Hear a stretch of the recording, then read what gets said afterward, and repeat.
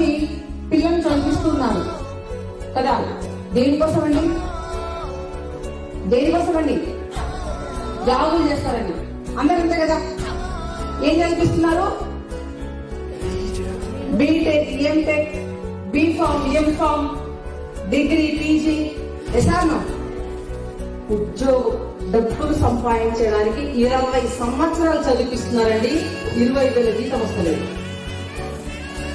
ఎసాను 20 years కష్టపడితే 20,000 salary రావట్లేదు. కానీ మన దగ్గర 2 years కష్టపడండి 2 lakhs ఇస్తామని చెప్తున్నాం. సో 2 years కష్టపడండి. మీరు సీరియస్ గా ఉంటే మీ లైఫ్ కోసం 2 lakhs మీరు తీసుకోవచ్చు. బాగుందా లేదా? బాగుందా లేదా?